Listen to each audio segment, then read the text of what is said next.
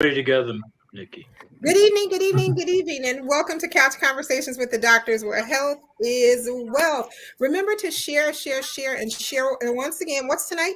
It's Monday night, and it's time for Couch Conversations with the Doctors. As always, we're going to go around and we're going to introduce our esteemed panel to you on this evening so we can get started in our conversation. Starting with the man who loves art, that's our very own Joseph Harrington. Joe. Thank you, Nikki, and it's a pleasure to be here with my esteemed colleagues. It's something I enjoy doing, and hope that I can be of help and maybe answer some questions that people might have.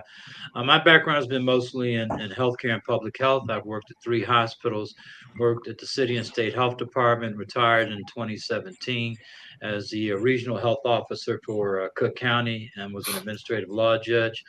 Currently, very involved with a number of organizations. Probably the biggest lift and the heaviest lift for me right now is the Cook County Health Board. Outstanding, outstanding. To the man who has the best glasses known anywhere, and he'll fit you for yours just as well, that's our very own Dr. Johnson. Dr. Johnson. Good evening, everyone. It's a blessing and a pleasure to be with you guys once again in this esteemed panel. My name is Dr. Ansel Johnson. I am an optometrist, been in private practice in Blue Island for over 32 years. We we're not just eyeglass place, but we provide eye health. We connect the dots between eyewear and eye care with your whole body's health, and understand the value of nutrition and lifestyle can help you see for your entire life. I also wear another hat as CEO of Healthy Living with a Vision Foundation, where we're a 501c3 non-for-profit, and our mission is to eliminate healthcare disparities in communities of color. So we've been around for a couple years, since 2020. So I'm excited about the work that we're doing in the community. And that's about it. Outstanding. To the man who says I threaten him to be here every Monday, but he's always on time, that's our very own Dr. James Miller. Good evening, everybody. My name is Dr. James Miller, and I am a retired internist. I practiced medicine in Chicago and the near western suburb for about 40 years. Retired from clinical medicine in 2019, but still interested in healing the community. And healing is a uh, important term because when someone is sick, and especially in church, we always talk about healing. But healing, and that's that we need to begin to look for healing as opposed to just looking for some short-term relief of our symptoms. And that's my thing. I want to do healing. I want to, in order to be able to heal, you got to be able to um, deal with the issues and the problem that is causing that person to be sick. And so we're looking now and have time now, so that I'm not involved in a daily basis of just dealing with people who have symptoms. I can do some long-term investigation, and I can do some in-depth evaluation of how we can approach the healing process in our community. So glad to be here. Hopefully we'll be able to answer some questions and to give you some information that is useful. Outstanding, outstanding. I want to say hi to Carrie Steele, who's here with us on this evening, to Connie Taylor, who is here. And Connie Taylor says, good evening to everyone. To Audrey J. Cox, who is here. She says, good evening to everyone just as well. To Daniel Allen, who's here with us. He says, good evening to everyone. To Davina Ward, who is here with us. She says, good evening, good evening. Want to also share before you ask me, because I see we have a number of inboxes that says, where is Dr. Mason? Dr. Mason is off teaching this Monday, so he'll be back with us before the end of the month. And so is Dr. Graham. Dr. Douglas Graham is off with the American College of Rheumatoid Arthritis, and he is teaching on this Monday night just as well. But they did send their notes to say that they'll be back and that they miss each and every one of you. To the gentleman who makes this happen for us every Monday night, to the one who teaches us each and every day that true wealth is health, the congressman of the Illinois 7th Congressional District, that vanguard on healthcare, our very own Congressman Danny K. Davis. Congressman Davis? Well, let me thank all of you for being a part of these discussions. I've been away for several weeks. I think this is the first week I've been on in quite a while.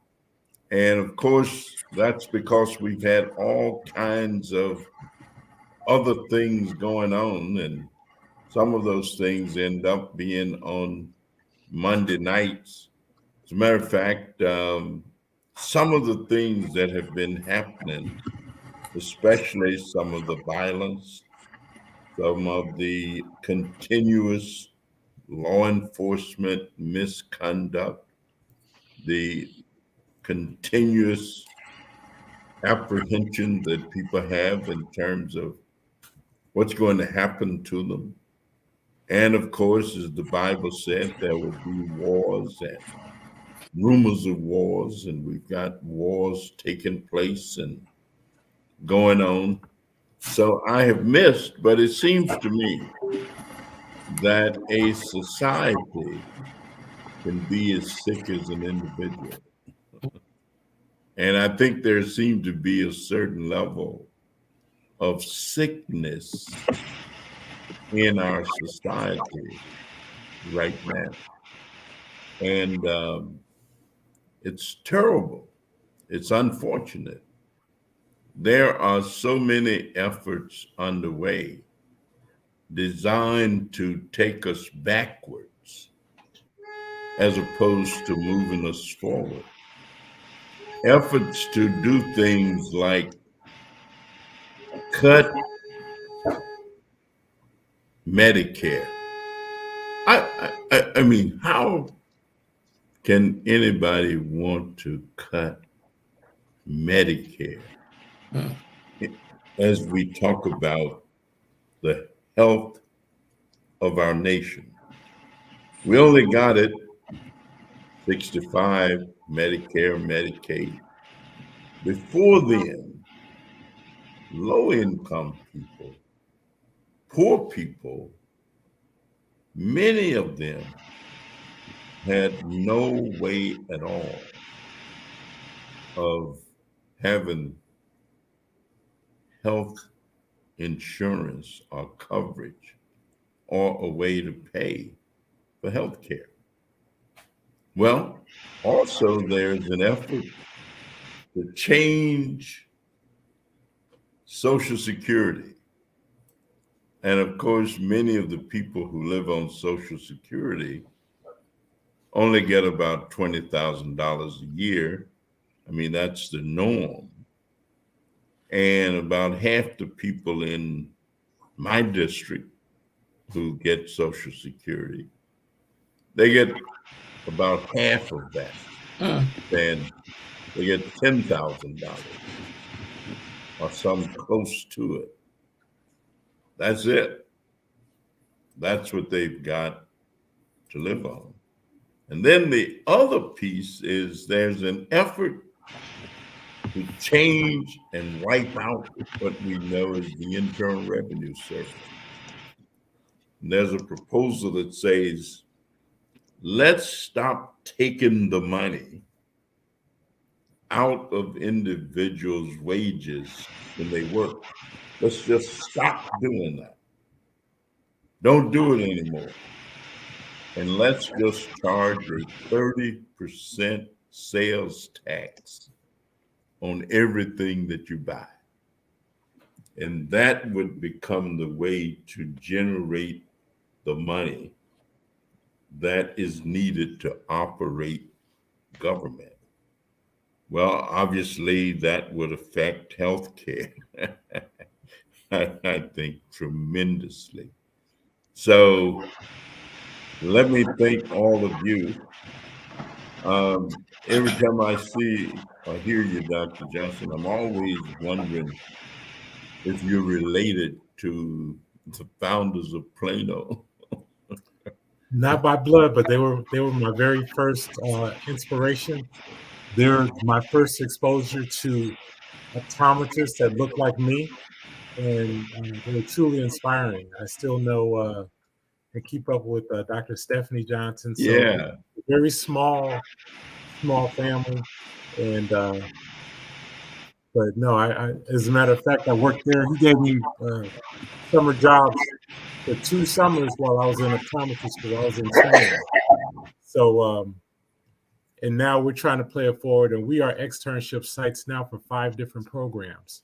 And so I have actually hired full time my second intern, African American woman that grew up in the south suburbs also. So just trying to play it forward. Well, history is so important because Dr. Johnson and I, that is the founder of Plano, we both worked at the post office when we had 2 jobs. Yeah, I remember that story. And he was a supervisor and establishing his optometric practice at the same time.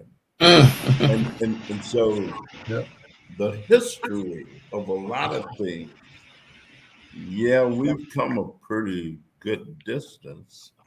I mean, we ain't there yet, but we've made a bit of progress in terms of Black movement. And that's why this month of February, to me, is so important that we have to do something each and every day of it, not have one event, one program, one activity. Every day during the month of February, I try to get some nugget of history in terms of moving from his story to mystery, which becomes for me my story. So let's get moving. That's what they were singing in church yesterday. This is my story. This is my song. Praising my Savior all the day long. Yes, sir. Amen. So I want to say hey to Audrey J. Cox. Audrey says, we missed you, Congressman, but we know you were doing the people's work. Barbara Ivory is here with us, and she says, evening to everyone, and that she is watching with us. Go right ahead, Dr. Miller. Yeah, Congressman Davis raises some important issues in terms of some of the proposed changes in terms of how revenue flow, and therefore how do we finance healthcare. And when we look back at it, I can remember back when I first started my practice, that there were so many people who didn't have healthcare insurance, didn't have insurance, I should say, and therefore couldn't afford to pay for their healthcare. Oftentimes, we had to make some sacrifices so that people could be taken care of. But when we look at these changes, we got to make certain that we are preparing for them. Hopefully, monitor the comment section until I can get back. Read any questions. Acknowledge the people who are jumping in. Okay. Hopefully, something does occur to change this process. However, we can't really wait for someone to change things, as opposed to doing things ourselves to be prepared. And being prepared means that we got to take our healthcare concerns very seriously ourselves, and do what we need to do in terms of preventing ourselves from becoming sick. Because if there's not, people are not able to afford going to facilities and paying for medications and paying for these various testing processes, then we got to try to stay healthy. And staying healthy means several things.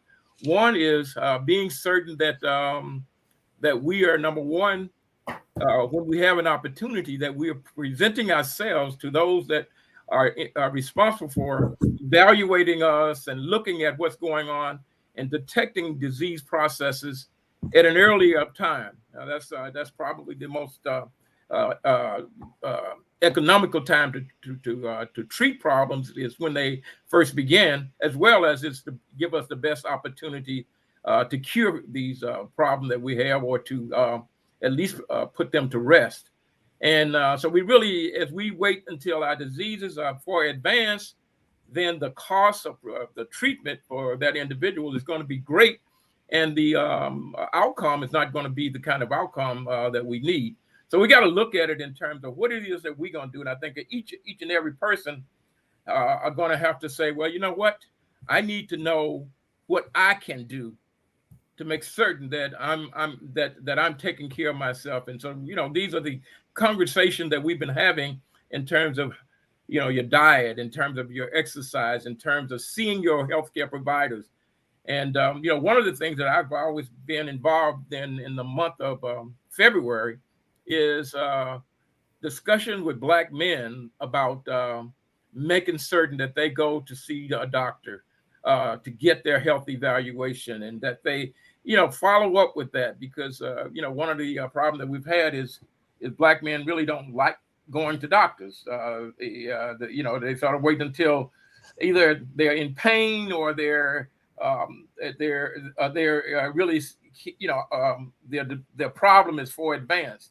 But one has to take that responsibility and not be, just allowing yourself to wait until things are so bad that you can't, that barely there's good measures to improve you. So whether it be your eyesight, whether it be you have diabetes, high blood pressure, pay attention to those things and make certain that you're seeing a physician, and that that these issues are addressed. Now, one of the other issues that I like to throw out this evening, so that we can all get involved in this. We look at various problems, and I spoke about healing earlier. In order to be able to do that, we must begin to figure out what it is that we're treating, what it is that we're dealing with, in order to be able to heal the problem. When I look at the situation that happened down in Memphis, and the police officers were looked at a symptom and responded in a way that probably that wasn't appropriate. And so when you look at a symptoms, I mean, people sometimes, for instance, in healthcare, I got a cold and I'm coughing and it's bad, and we look at that as being the problem, but it's a symptom of a problem. Mm-hmm. And so in our lives, we have to look at what it is that we're dealing with, not just the symptoms of the problem, but what is the problem. When we look at the violence that are going on in our community, these are symptoms of the underlying issues that are going on. There's some things that have been neglected. There's some a lack of resources that was needed and was not given. And so we then ended up in a situation where people maybe don't get what they need to be addressed. And so I just like to throw this out for Mr. Harrington and Dr. Johnson. Let's bite on that a little bit and talk about symptoms of problems and how we can begin to look at the real problems in terms of the things that we're seeing going on in our community. Well, one of the real problems that we see when, especially when we've been we have public healthcare panels ourselves with health professionals. People sometimes don't know what to ask. We don't know how to be our own advocates for health. And sometimes we're a little bit intimidated. We might not have, say, if we have a senior family member, they don't have a family member that can come with them to kind of ask the right questions. And then a lot of times, those of us in the healthcare profession, a lot of times we are kind of shooed off and we're not listened to. And so that's huge. Just a little bit of education and the knowledge can go a long way. So for instance, we talked about Medicare. We just had a symposium, Zoom symposium for our foundation on visual rehabilitation. And that's dealing with people that are no longer normal sighted. So basically you have glasses, you can't see anymore out of them. And that could be from diabetes, it could be from glaucoma, it could be some chronic issues in the macular degeneration. Those are the most common things. And they're told by their eye doctor that we can't help you anymore with your glasses. And people go home, they're depressed because they think nothing else can be done. Well, something can be done oftentimes. So when people talk about legal blindness, it doesn't mean that you can't, that everything is black. It means that there's a certain size letter you can't see. You can see shapes, you can see people's faces. You might have lost a lot of detail in what you see, but there's a lot of simple things on your cell phone, just different apps that can really help improve and engage your life. So different things you can look at that are identify couch or chair, or table, or food on the plate. But you need to see someone that's a vision rehabilitation specialist to tell you and to teach you. And a lot of us that are, that do regular eye care, that's a subspecialty. And a lot of times we don't tell people where to get that work. For instance, there's a Chicago Lighthouse for the Blind. Okay, it sounds terrible, but you don't have to be blind to go there and get help.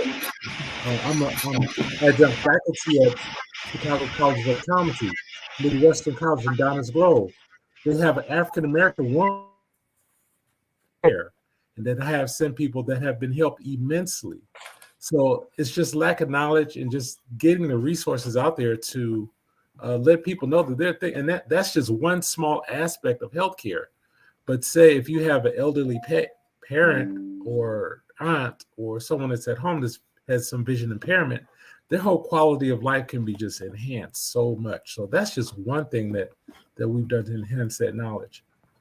And so diabetes and education is another passion of mine because that's low-hanging fruit that's really rampant in our community.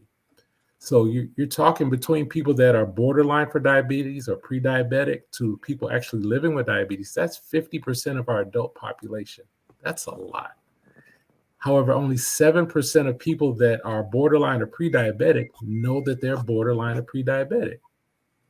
And so again, it's education and let me stop to go back to pre-diabetes because that's where it starts.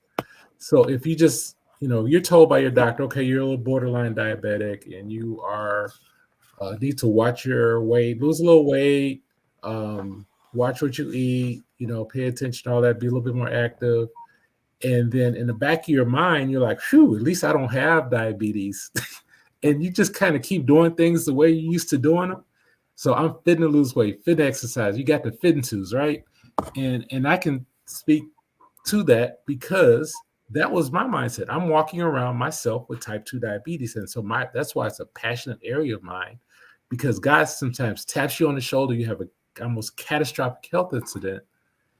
And then it's like, wow, I wish I had taken it more seriously earlier. And I'm in the health professions. So you can go in a hospital and you can see a whole bunch of those of us in healthcare that are overweight, and some of us are obese, and we're in the healthcare system. So we have the same fragility in terms of our own psyche, habits that we have to fight. And so certified diabetes educators are out there that can help guide people in taking baby steps to live a little better life. And so it's just a lot of knowledge. And most people that are living with diabetes, and that's a medical standard of care that they be referred to, but a lot of physicians, a lot of us under-refer for that also. So there's help out there, but we have to direct our people and become a better resource to help push people to live a little bit better life. The knowledge is out there, but we have to get it to our people and somehow meet in the end. Yeah. In addition to that, I think one of the other aspect of that is, and nobody wants to have an illness. Everybody want to be healthy. However, we have to be realistic and be truthful to the fact that as you said, oftentimes the doctor says to the person, well, you have mild disease, or you have a little bit of problem with your sugar. Mm-hmm. As opposed to a person saying, okay, well, let me look at get some understanding of what that means. Mm-hmm. We tend to say, well, my doctor said that I'm not really sick. I got a little problem, mm-hmm. But a little problem, if it goes unattended, becomes a big problem. And Mhm. so we have to also become proactive in terms of uh, investigating and also accepting the problem that we have and try to, and then begin to become active in terms of trying to get beyond that, as opposed to denying that there is anything to deal with at all in the first place. And so those are issues that we also see out in our community, is that people have been told that they have a problem, but uh, hear it differently than what it was Mhm. meant to say. Mhm. If you're saying to someone, well, you got early type 2 diabetes, um, they would rather hear you say that you got a little sugar, which means that I don't have a big problem. But Mhm. you, you do have early type 2 So, diabetes, and these are the things that you can do. You can begin to lose weight, you can change your lifestyle, or you're going to end up, if you don't take care of that problem, that it will become a big problem and it will begin to damage your inner organ systems. And mhm. now it becomes an even larger problem. Now it's more than just the managing the sugar, but it's also now managing your vascular consequences and your vision consequences and your kidney consequences. So part of that is also helping our folks to understand.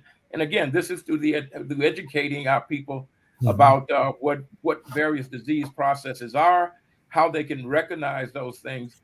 And I just think that probably we may need to look at, as we're looking at the healthcare industry now, there's a big emphasis in terms, especially in terms of the primary care doctors, a Mhm. big emphasis that they see a larger number of patients, which means they have less time for each individual patient. Mhm. And Yeah. therefore, the amount of time that they have to address the issues and to sit down and educate people is going to be less, because now they're beginning to deal with the problem, and that's all they have time to deal with, as opposed to the other part of the problem, which is education. And so we have to look at alternatives to, the one not having the time just to sit with his physician and allow the physician to educate him, but to develop and put in place systems and processes that is going to address that lack of time that the physician is going to have to have in the office, and so that the patient can still get the education, still understand the importance of what was said and how to work with that. Yeah, I want to jump in and pick up on some of the things that were said. And I was reminded, as the two of you were talking about, something a good friend of mine, a prominent African American nephrologist, used to always say, Dr. Paul Crawford. And he Mhm. would talk about how we operate out of a symptom based paradigm. Mhm. In the absence of symptoms, people feel they're okay and they feel healthy, Mhm. and he actually called it the I feel good syndrome too, as well, because people feel good, so they think they're okay. Uh, the best model might be high blood pressure. I did a lot of work early on in my career working for the city health department around hypertension. And it really fascinated me because I learned that hypertension is basically an asymptomatic disease. You don't know if your blood pressure is high or not. The only way you know is to actually have it tested or to have it checked. Right. And many people don't routinely see a doctor, so they don't get their blood pressure checked. And many people don't see a reason to go to doctor because they feel healthy. But when they don't, they go see a doctor. But left unmanaged and untreated, there are three things will happen over time if you don't take care of hypertension or high blood pressure. One is you'll have a heart attack or you'll have a stroke. And what we're seeing is related to some of the things that you're talking about is this rapid increase in kidney disease in this country. That's really related to how large we become as a society. Obesity rates in this country are out of control. Mhm. And there's this new normal and new idea about weight and how people should look in terms of their weight. But there is an ideal body weight that people should try to maintain. And as the two of you have said, the way to do that is to eat a healthy diet and be physically active. I'll give you an example, and this is a personal example. When I was in fourth grade, um, some people came to my school to do eye exams. That's when I learned that I was myopic. That means nearsighted. I didn't know I was nearsighted. I thought I could see like everybody else could see. I thought the world was blurry because that's the way the world is supposed to be. I could see things very close up, but I couldn't see things at a distance. I could see a traffic light blocks away, but all I saw was a red blur. Mhm. So they did the exam, found out I was nearsighted, told my mother that I needed glasses. My mother actually took me to get an eye exam, and I got the glasses, and it changed my life because I didn't know what I was missing because I thought everything was okay. And I'm using that as an analogy to highlight some of what you're talking about, is because people need to take an interest in some degree of personal responsibility for their health. And if they don't pay attention to things, if they don't do the things they're supposed to, they shouldn't be surprised when something happens. And one of the things that's fascinated me about medicine is how physicians actually identify what a problem is. Maybe Dr. Miller, you could speak to this. That I found out it really, uh, based upon your training, it involves deductive reasoning. That you go from the general to the particular. That's why you ask about symptoms to find out what's going on, what's happening with the person. So maybe you could talk about, and that might help people understand what happens when they visit a doctor, or even you, Dr. Johnson, about Mhm. how you figure out what's going on, what kinds of tests you may actually Mhm. conduct to get a better idea of what's going on, to help people understand that whole process. Yeah. Well, then that's oftentimes a patient comes into the office, and you begin to take your history, which is questioning them, and oftentimes they'll say, "Well, why you? I came in here because I was coughing. Why are you asking me about my hip?" Uh, you know, un- Mhm. and not understanding how the process is that when you may have a pain or discomfort or a symptoms in one area that isn't just related to that area. It could be coming from something that is happening distant, quite a distance from where the problem is. People with kidney failure will oftentimes have swelling in their lower extremity. And so, the person comes and says, I got swelling in my feet. And then when you start asking them about their urinations and talking about things like that, they might not understand why are you going there when that isn't what my concern is. But yes, in order to be able to make the right evaluation and come up with the correct diagnosis, you have to sort of go broad and then narrow it down to what the problem really is, and that involves taking the asking the patient questions, doing an examination, possibly ordering some certain diagnostic testing, those kinds of things. But but you gotta, you can't just we don't go in. Someone comes in and be so narrowed focused on what it is that they're saying that we really miss the big picture. Someone comes in and says, well, I got I noticed that I'm having shortness of breath. Well, we're going to evaluate your lungs, but also we realize that it could be coming from congestive heart failure. You could be having a pulmonary illness. So we'll asking questions about parts of your body that is not in your chest, and the reason for that is that helps us to be able to really evaluate and to come up with a better understanding of what's really going on, as opposed to if I just focus on your cough and treat you for your cough, I'm probably missing the diagnosis and probably missing what it is that's causing you to have the problem in the first place. So yeah, it's important to really focus on the whole and then narrow it down to the single issue that may be causing, if there's a single issue, because sometimes it may be multiple problems that is causing you to have a single symptom. Dr. All Miller, right. Right before that, we got to catch up for one quick second. Want to say hey to Shirley. Well, it's Reverend Shirley Ewan who's here with us, to Carolyn Ridley who's here, to Phyllis Murray who's here, who says thank you for all of this great information, to Narisa Reese Harvey, who is here, to Patty Ringo, who is here, Patricia Drummond, who is here with us, Carmelita Earls, who is here, Finest Collier, who is here with us on today. Marlo Colvin says, always a great conversation, always.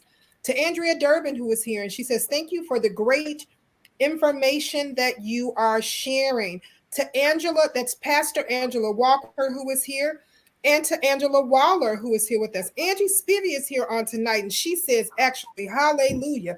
Betty Magnus is here on this evening, and she says, thank you for the great information and wondering where did you get your frames from, Dr. Johnson. So she wants you to drop that address in the comment section. Betty Magnus has the best frames ever. I'm going to tell you, she has great frames that she were to Bishop Ernest Hamilton, who is here with us on this evening. That's our co-worker. That's Jackie's pastor.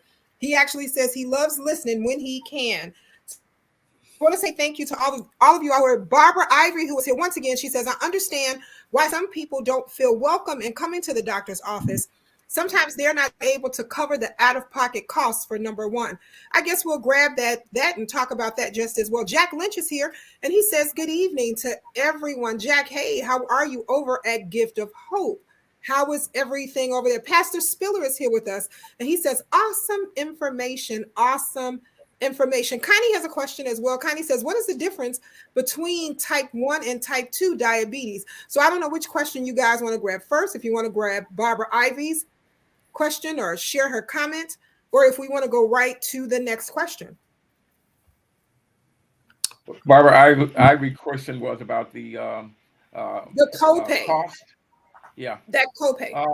And that is often an issue. I mean, even though people do have health insurance, many of these insurance require that the patient pay a portion for their care, and you know the fact is that actually the insurance companies see that if we I mean there are times when you can you may be able to come up with something where you can either waive or help that person pay that cost, but the insurance company sees that when you bill the insurance company, they see that, well, if you don't collect that, then that's not really what your charges are. Your charges is less than what you actually are saying, and they will actually ding you or the company for you lowering your costs, because they're saying that you are not actually charging that amount, that you're charging something less.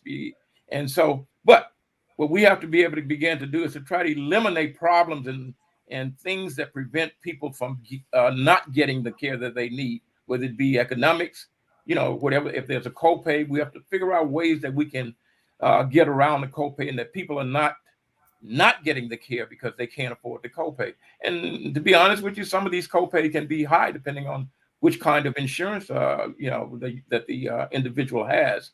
So we do have to address those issues. And when I was in practice, I would never, I would always make certain that that was not a reason why you didn't come to the office. I mean, we can work on it. We can allow you to pay that over time if that was necessary. But to do things that would allow you to see the doctor and get the care that you need, and not be turned around because you didn't have the copay. And that is definitely an issue in our community. And I think that's why some analysts, take the position that if we ever reach the point where we have a national health plan where everybody is entitled to a basic set of coverage, where no matter who you are, where you are, and then individuals who want to go beyond that and have something else special, then they go in their pockets and pay. And of course, we continue to debate healthcare coverage, and that debate will continue and continue.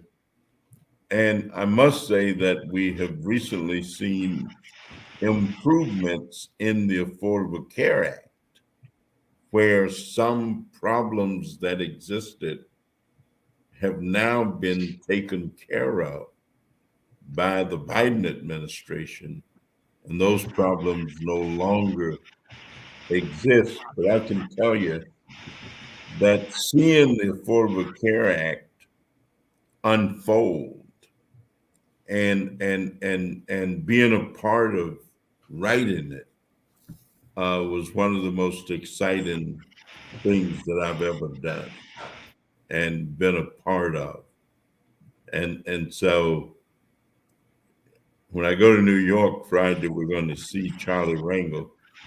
Charlie was chairman of the Ways and Means Committee at the time that we did it. And so we're eager to see what he's doing.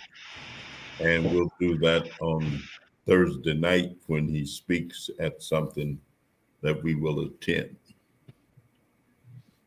You know, one of the challenges we face is we have a for-profit healthcare system. I mean, it really runs based upon the premise that some people are going to make money in this system. Insurance companies are not there to actually cover your health care. They're there to help you with your health care and help pay for a portion of it. That's what co-pays are about. That's why you find they have different tiers based for medications, based upon what type of medication is. Some medications you can get for virtually nothing. Some medication you have an out-of-pocket cost to get. So it really is a convoluted system, and I applaud Congressman Davis, and I applaud Barack Obama during the time he was president for making health care available to masses of people, and it's probably under threat right now. But if you, like me, believe that healthcare is in fact a human right, then people, as Dr. Miller pointed out, should have a right to some level of basic health care. And I'll end with this, and this was a long time ago. In 1979, I had to go to the hospital. I had emergency. I had a kidney stone that wouldn't pass. I went to the hospital. I won't mention the hospital because it's a hospital I still go to today, but I'm not going to throw anybody under the bus. 1979, I went to the hospital. I was in the hospital for 2 weeks. 2 weeks. Never got a bill. That was healthcare in 1979, 1980. Never saw a bill. Had good insurance in. Insurance was different then. You know, sometimes you go to a doctor now and you got to pay out of pocket just to see the doctor because he is not affiliated with that particular plan. He doesn't, and he knows he's not going to get the same, so you got to pay a copay to see that doctor. So I applaud Congressman Davis and the president for what they've done historically, but it's up to us to demand these kinds of things moving forward as people who have the opportunity to vote and elect people like Congressman Davis. Outstanding, outstanding. Back to and Miss Laverne, I see your question, and Dr. Maya has joined us. So I'm going to make sure I point your question that you sent me last week back to her. But I want to grab Miss Taylor's question really quickly, and I promise Miss Laverne will get to your question before we end tonight. Connie Taylor says, what is the difference between type 1 and type 2 diabetes? She was posing that question to Dr. Miller, but I guess any of the doctors here can grab that answer. Okay, well, all right, type 1 diabetes is diabetes that's due to actually in a failure of the pancreas. This disease tends to occur at a younger age, as opposed to type 2 diabetes is due to what we call insulin resistance. What that means is that some people with type 2 diabetes, if I would do a test and measure their insulin level, they have a normal insulin level. The problem is that they have insulin resistance. And so, I when I talk to patients about what the insulin resistance is, I talk to them in terms of things that maybe they can relate to. Like when you get a brand new car, it's well tuned and it can go a long ways with a small amount of gas and oil changes, as opposed to a car that's kind of older and isn't as efficient and takes more to do the same, to travel the same distance. So in this sense, there's that they have a normal amount of insulin in their system, but it takes more. There's resistance because the insulin receptor sites are on the adipose cells, and the receptor site are not as responsive as they normally should be, as opposed to people who have type 1. Their insulin level is low. They don't have adequate insulin to be able to manage their sugars and other things that are under control of insulin. And so that's the major difference in insulin in type 1 and type 2 diabetes. Maya, you. Yeah. Go ahead, Maya. I think of it like that. Nikki, I don't have my phone, so you may have to type it in the chat. But I think of it, I like the car one. I think of it as a light. Like if you think about your pancreas working or diabetes, type 1 is when you flick a light on and off. Or the way you see me now, right? It's like, now you see me?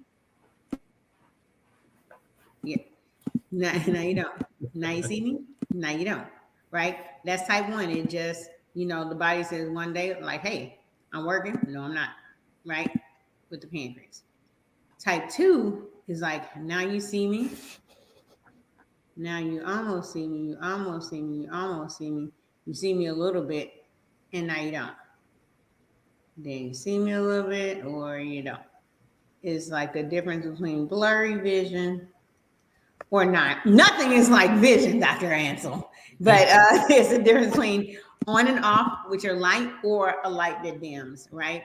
So if you think about number 1 is on or off, number 2 is a light that dims. And what I mean is, number 1, straight out the gate. You young, I don't care, lights off, right? Autoimmune, it usually, both of them have a genetic component to it, but type 1, straight out the gate. I'm not going to waste no time. You young, boom, diabetes. You know what I'm saying? The pancreas, the organ that Dr. Miller mentioned, is just not functioning, right? And so it's not making any insulin. It's like, forget it.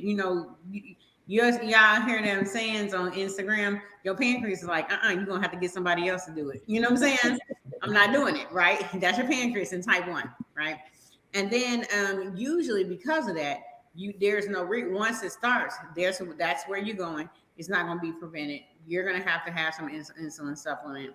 And usually you can be healthy, but there's no way to like, hey, I'm just not going to take insulin. I'm not going to take medicine. That's type 1. It came straight out the gate. It hit you when you was young. You didn't have, like that kind of stuff. That's the on off. Type 2 is the dim light, right? Insulin resist. I kind of want to do it, but I don't. A little resistance. And if you don't watch it, then it'll go out too, right? All right. And so that's because your pancreas is coming on slower. So it gets you later in life. You know what I'm saying? And the process is like, you can exercise, get your body to respond to insulin, get your muscles to respond to insulin, and then your sugar levels, you say, go down. It can be kind of controlled sometimes through lifestyle changes. Dr. Hampton had mentioned it, nutrition, activity. So if I know my pancreas isn't working and my pancreas is helping me process sugar, then I eat less sugar. I don't overwhelm my pancreas with a whole bunch of sugar, right? And then, so if you catch it early, you can start exercising. Your muscles are helping store it, like helping process the sugar. So the resistance happens in some of the other organs, but also muscles. So there you go. Dim light, type 2. And that's why it gets you. So if I'm creeping up on you, you living longer. So I'm getting you later in the game. Light on and on and off, boom, type 1. I see you earlier. Now, both of them have some things in common, right? How do you know? Like, you're like, oh man, is it gonna come up on me? You get thirsty all the time. You get hungry all the time, right? And you have to use the bathroom all the time because your body is trying to function, get the sugar out, So I got a lot of sugar. I got to get thirsty to try to balance it with water, right? And then I'm hungry, and then I got to try to flush it out. The body is just trying to do what it can to compensate, right? Both respond somewhat to a healthy, like nutrition and exercise, process, right? And then just like type 1, if you go untreated for type 2, you're going to get this, you know. Both of them untreated ends up pancreas not working. So Well, that that, that got Barbara Ivory excited, and she shared so many things back to back. But she talked about vitamins, proper rest, exercise, leafy greens, and less sugary foods will help avoid some health issues that is seen in most of the clinics. She also talks about how so many concerned citizens want to help. They want help with people who have pre-diabetes. Debbie Williams actually shares, the more information we know, we can get proper care is a lot of information out there, but we need to know where it's at. I agree we should share and tell people how we can help, and thanks for sharing. She also says through education and proper knowledge, we should want to get the help. Well said. Thank you, Deb. Thank you, Deb Williams, for all that great information. Barbara Ivory actually talks back to Deborah and says doctors need to stop sugarcoating the problem, and keeping the people from panicking. Let them panic so they'll realize just how serious the situations are. All right, Barbara, scare the people. That's what you say, scare them. You're going to scare it straight. That's what Barbara wants you guys to get scared straight to make sure that you get better. Barbara also says, this is odd to me, and this is funny because this is actually true what she's saying. She says, when I take my dog to the vet because he's feeling sluggish, they ask, what are you feeding him? Maya, isn't that true? When we take the dogs to the vet, the first thing they say, what are you feeding the dog? She says, but when I take my husband to the doctor, they don't ask that. They just want to give him a magic pill to fix the problem. that's exactly, I in COVID was diagnosed with pre-diabetes, and which is a separate, we talked about type 1, type 2. Now we're talking about pre-diabetes. And that's the one, like, hey, if you don't watch it. And I remember being out with my mom. Now I'm a doctor. I remember being out with my mom, and I wanted something a little sugary because I think I told y'all sometimes I struggle with these little gummy bear thing, which I'm getting better with my sugar little situation. And my mom said, hey, and my mom got diagnosed with diabetes.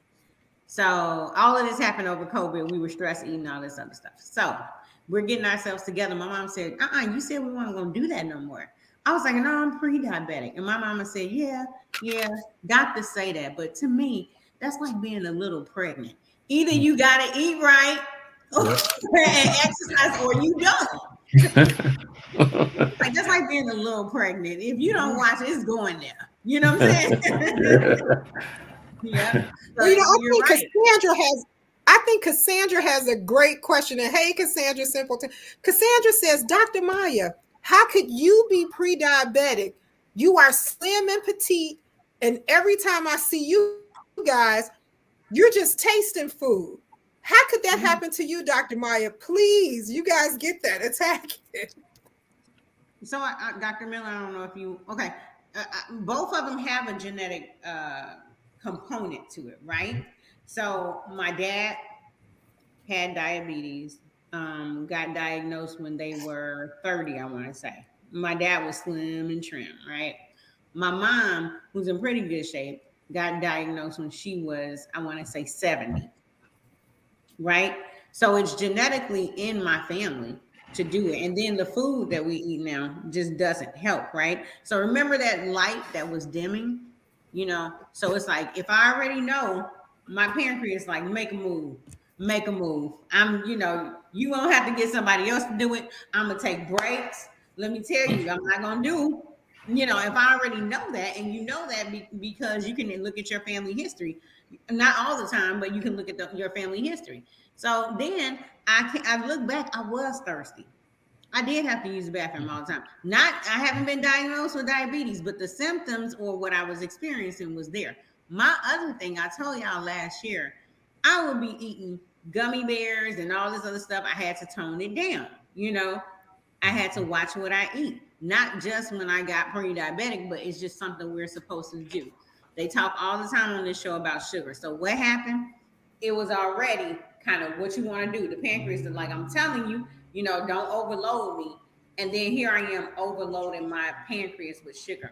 Whether it shows or not. Now, the other thing I want people to know about diabetes, especially if you look at diabetes type 1 and just hit image, you're going to see people that are thin. You're going to see sometimes with diabetes type 2, you're going to see people, it's not a fact of how I look, and certainly having stores of sugar on your body contribute to it, but you don't have to have stores of sugar to be impacted. And then sometimes when you're living with diabetes or pre-diabetes, your body's under so much stress trying to repair itself. Because remember, that sugar, just like when I eat, when you step on some syrup on the ground in the summer, that sugar is sticking. It's sticking to your red blood cells, trying to get up in there, sticking to your kidneys. It's doing its thing, your heart, your brain cells. It's over there doing it, and the body is trying to repair itself. And what does the body do when it's trying to repair itself? It takes energy, which could be stored as fat, other things from other parts of the body, and it uses it to try to repair itself. So anytime you're taking energy, like when you exercise, you take energy from your fat stores and you use them to try to repair your muscle, and that's how you build up your muscle. And when your body is taking energy, you're gonna look thin. That's why you got to get a doctor you trust, go on and get them labs so they can tell you this stuff. Because some of this stuff, if you catch early, or you can get a mother like Bernita Robinson, and she could just tell you out the gate, no sugar for you. That's like being a little pregnant. We ain't doing it, right? So get with a doctor you know. Yeah. So Maya raised the door that opened the door I want to walk through quickly. There are 3 risk factors in terms of your health that you can't change: your gender, your age, your race, and your genetics, your family history. You can't change those things. You're born with them. And that puts you, all of those can put you at an increased risk of disease. And that's why it's important to know your family history of disease. My father died from a major heart attack, which means I have a higher risk of heart disease. My mother succumbed to Alzheimer's disease, which puts me at a higher risk of developing Alzheimer's. So I think it's important, and that's an important message for people to know, that your family history does have a bearing on your risk of disease moving forward. And you better get that information from them while they're around, rather than find out later that there was this thing running through the family that you didn't know about. I had an aunt and an uncle that also had Alzheimer's disease, which means that's something that I need to be aware of, need to do what I can to reduce my risk, but also be aware of what the signs are. So if I start showing some signs, I can get treatment when I should. Yeah, I think that's Outstanding. an important issue is knowing your risk, and that helps you to be able to to put yourself in a position that you can, as if we're talking about diabetes, you can try to make certain that I'm staying away from those things that make my sugar go up. That I'm also staying as healthy as possible in terms of the activities and those things. And I'm not. I'm trying to manage my weight. Things that would exacerbate diabetes. If you know that you have that risk, you try to avoid those things. And some of these things we can, some we may not be able to. But if we can avoid the things that we can, that helps to keep us healthy for a longer period of time. So knowing those risk factors give us that ability to be able to avoid some things. Yeah, Go ahead. No, I was going to chime in on risk factors. Also, age is a risk factor. So it used to be that diabetes would be more common in our senior population. And unless somebody has a cure for Father Time and can stop it, that's a risk factor also that you cannot modify. Also, a history for ladies, a history of gestational diabetes. So if while you were pregnant and you were told that, your blood sugar's high, you have gestational diabetes, and after the baby was born, you kind of ignore them. Well, you're at a higher risk for developing diabetes later in life. Now, the modifiable risk factors are, of course, physical inactivity. So during COVID, guess what? A lot of us were sitting at computers doing Zoom meetings, so you were inactive. So you weren't moving those muscles, you weren't making them less insulin resistant.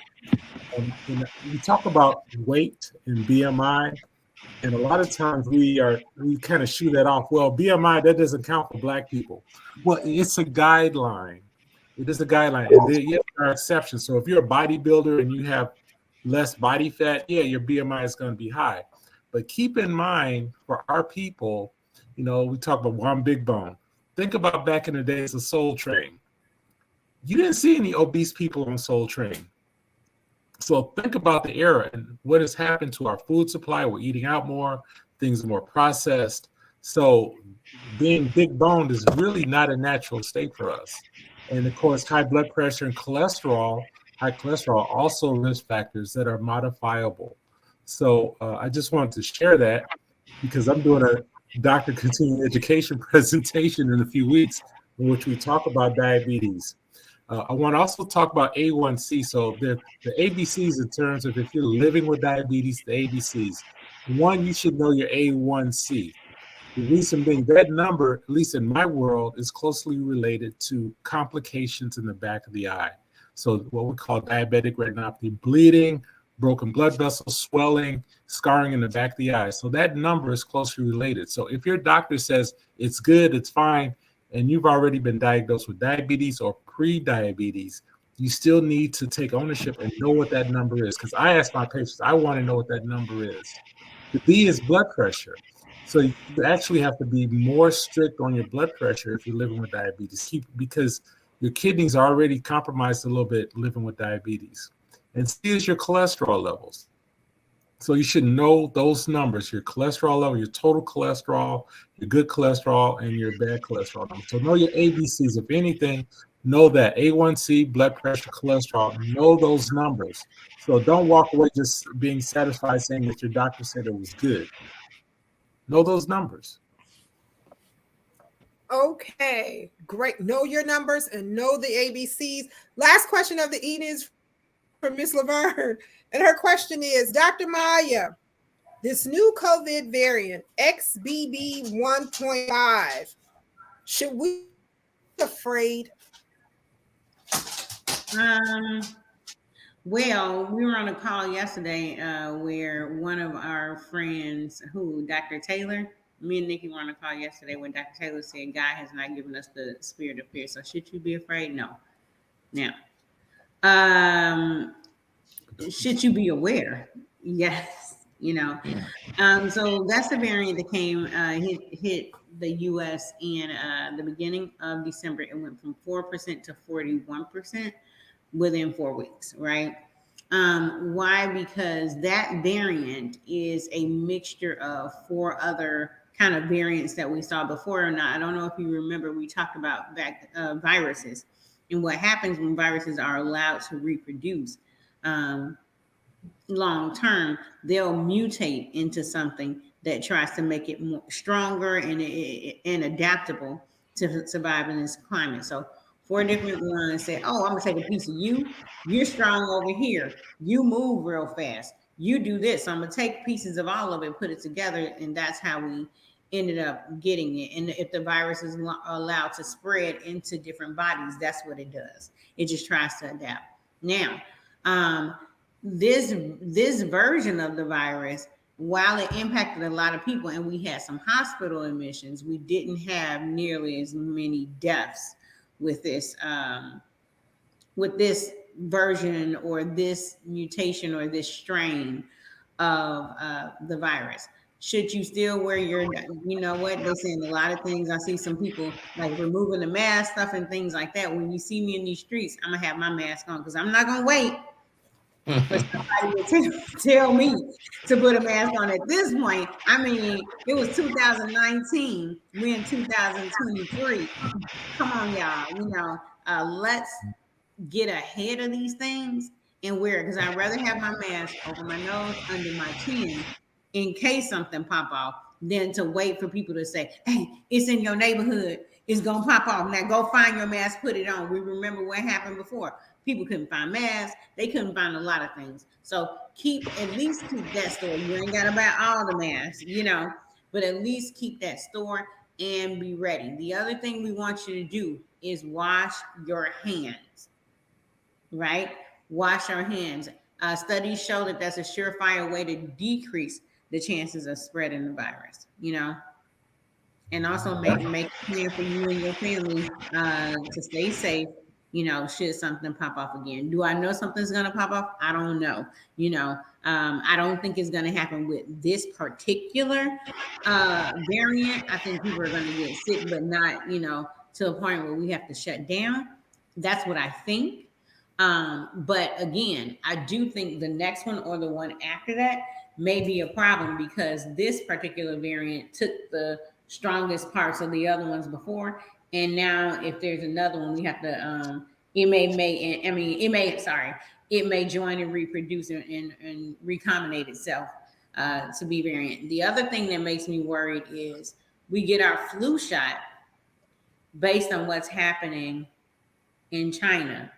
We look over there and be like, okay, this the variant of flu that's going on. Okay, we're gonna make a vaccine against it. And virtually 6 to 9 months later, it hits, just like COVID did, except COVID spread faster. It started in China and then it hits. And so if you look at what happened in China towards the end of last year, they got hit hard. They're recovering now. That tells you to put your mask on right then.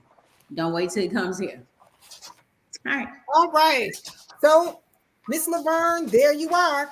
As Dr. Miller shared with you last week. Any questions? Just put your mask on. Just put your mask on. Well, I know you guys hate to hear us say this, but it's that time again. But of course, we'll be back here next Monday. So, Dr. Miller, you're until next Monday. Be careful and be vigilant. Pay attention. And most of all, take care of yourself. Mm-hmm. Don't ignore your health, because if you do, you'll lose it. Absolutely. Dr. Johnson, you're until next Monday.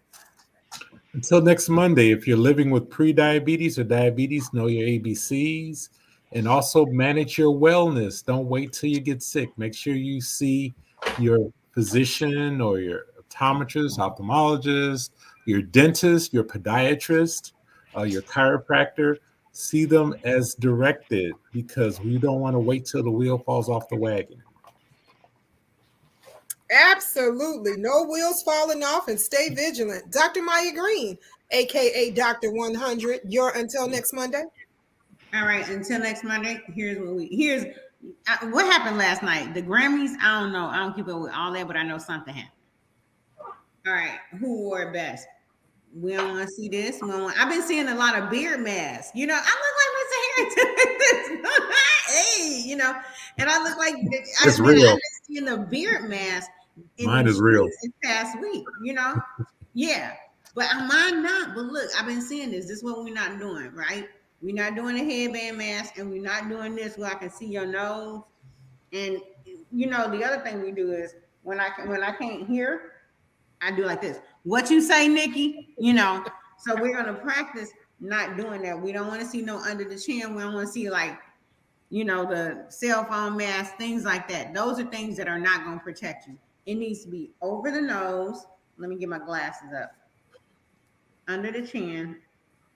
Dr. Ansel, I've been doing like that and using my glasses to, But that's what we've been doing. That's what we want to see, and that's for the win. All right. All right, Joe Harrington, you're until next Monday.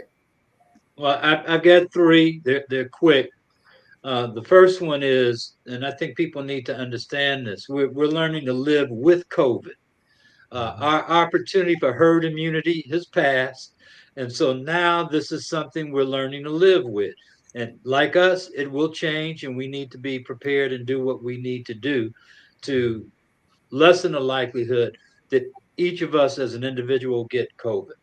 The other, and it's something we've been talking about, but I want to put it in this context and quote Hosea 4:16. My people are destroyed for lack of knowledge. And that's what we've been talking about. And I'll end with this. If you don't know, ask somebody. All right. If you don't know, ask somebody. Just want to remind you guys about our upcoming Love and Health on Valentine's Day. It's going to be a short, robust conversation, but meet us at Insight Hospital at 2525 South on Michigan Avenue for Congressman Davis's Love and Health Care. Short, robust conversation, but we'll be looking to see you there. And as always, if you're in a place and you got some thoughts, you just don't feel comfortable, just put that mask on. Barbara, thank you. Thank you for all of your comments that you shared with us on this evening. And Ms. Laverne, as promised, I told you we would get that question answered for you. And Congressman Davis, take us home.